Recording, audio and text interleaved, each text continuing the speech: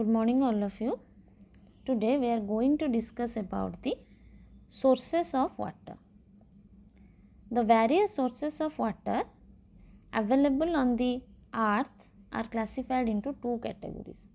First one is surface sources and second one is subsurface sources.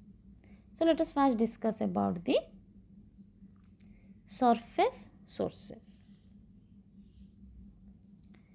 So surface sources are those sources of water in which the water flows over the surface of the earth and is directly available for water supplies.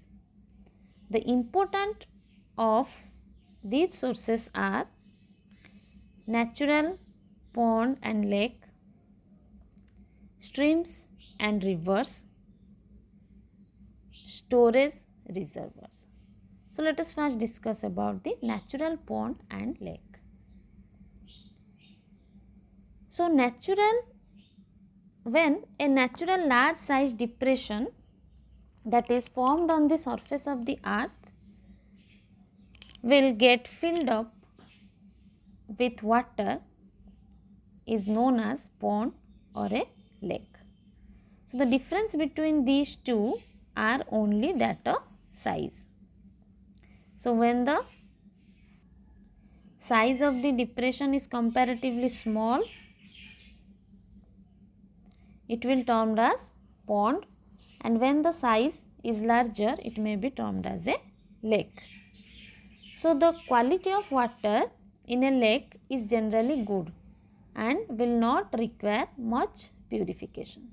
But on the other hand, the still water of lake and pond will help in the growth of the algae, which will impart bad smell, taste and color to water. And also the quantity of water available from the lake is generally small.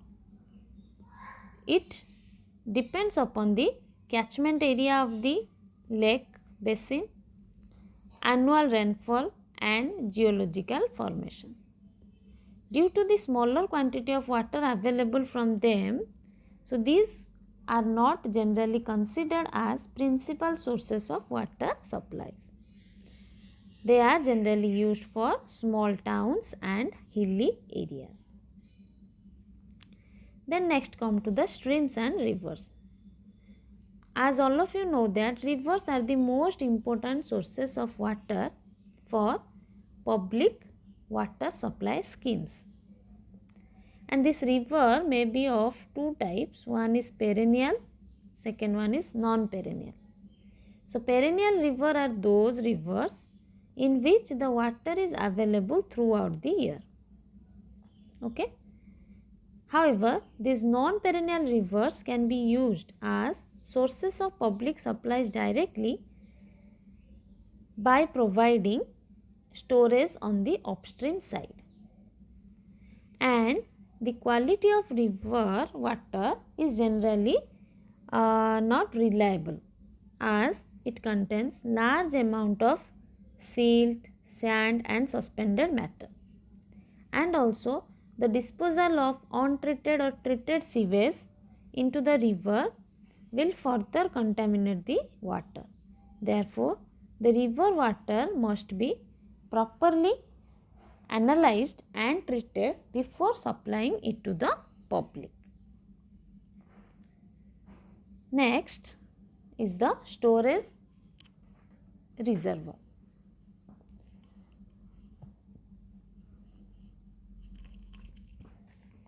So, the water supply scheme that is drawing water directly from river may fail to satisfy the consumer demands during low flows,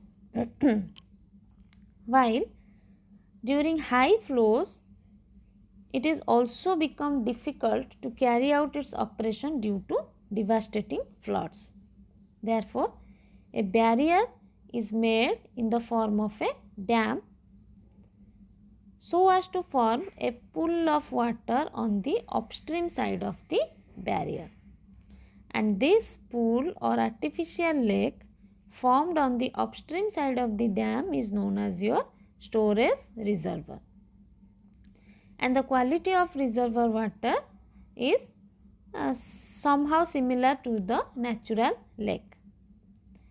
And also the water stored in the reservoir can be used for different purposes such as public water supply, irrigation and power generation, etc. So this is all about the surface sources. Next we will discuss about the subsurface sources. So the subsurface sources will include infiltration galleries, infiltration wells, springs and tube wells.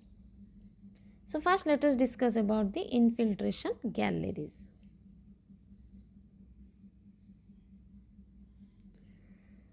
So these infiltration galleries are this one is the infiltration gallery. These are the horizontal tunnels which are constructed along the bank of the river through water bearing strata. See here, this one is the your water table and this one is the aquifer which generally contains water. So infiltration gallery are constructed of masonry walls with a roof slab. Okay, this one is the roof slab, and extract water from the aquifer by various porous drain pipe. So through these pipes it will extract the water from the aquifer, and these pipes are generally provided at suitable interval along the length of the gallery. And also these pipes are covered with gravels so as to prevent the entry of fine sand particles into it. These infiltration galleries are laid at a slope and the water collected in them is taken to a sump well. This will be taken to a sump well from where it is pumped, treated and distributed to the consumers. Generally, the width of this infiltration gallery is of about 1 meter and depth is about 2 meter, and its length will vary from 10 meter to 100 meter depending upon the extent of water filled.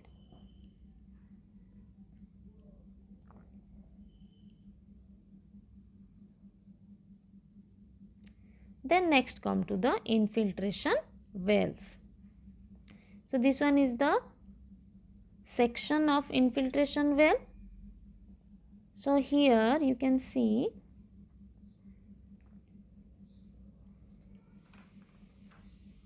these infiltration wells are shallow wells which are constructed in series along the bank of the river in order to collect the river water seeping through their bottom.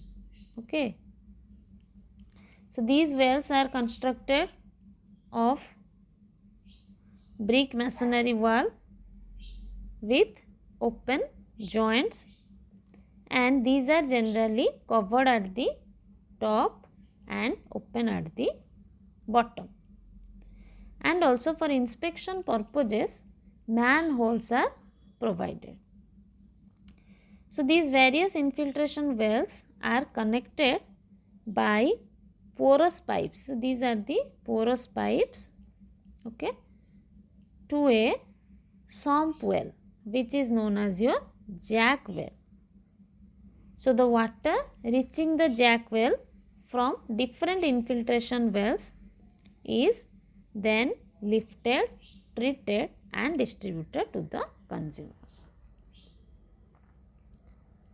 So this is all about the your infiltration wells.